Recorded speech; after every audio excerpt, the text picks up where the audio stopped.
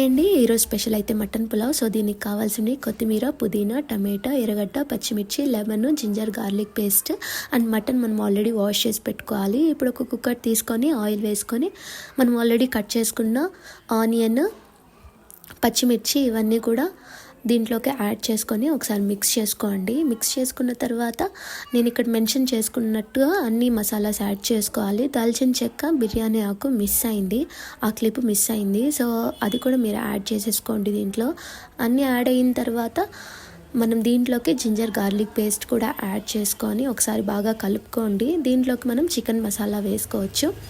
If లేదు అంటే that's your wish. And మళ్ళీ మనం ఇక్కడ గీ వేసుకుంటున్నాం. గీ కూడా 2 to 3 టేబుల్ స్పూన్ గీ వేసుకుంటున్నాం. ఇవన్నీ వేసుకొని బాగా కలుపుకోవాలి. ఆల్రెడీ మనం క్లీన్ చేసి పెట్టుకున్న మటన్ని దీంట్లోకి వేసుకొని బాగా ఇంకొకసారి కలుపుకోవాలి. ఇవన్నీ బాగా మిక్స్ అయిన తర్వాత కొంచెం సాల్ట్, మనకి రుచికి తగినట్టుగా సాల్ట్ వేసుకొని మిక్స్ చేసుకోండి.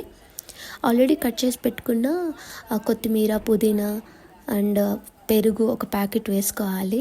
అండ్ టమాటా కూడా యాడ్ చేసుకోవాలి దీంట్లోకి. ఇవన్నీ యాడ్ చేసుకొని ఒకసారి బాగా కలుపుకోండి. అండ్ లెమన్ ఆల్రెడీ మనం కట్ చేసి పెట్టుకున్నాం కదా, ఆ లెమన్ రసం కూడా దీంట్లోకి యాడ్ చేసుకోవాలి. ఇప్పుడు కారం పొడి 2 to 3 టేబుల్ స్పూన్ కారం పొడి, ధనియాల పొడి సేమ్ క్వాంటిటీ, ఇవన్నీ కూడా బాగా దీంట్లోకి వేసుకొని ఒకసారి మిక్స్ చేసుకోవాలి.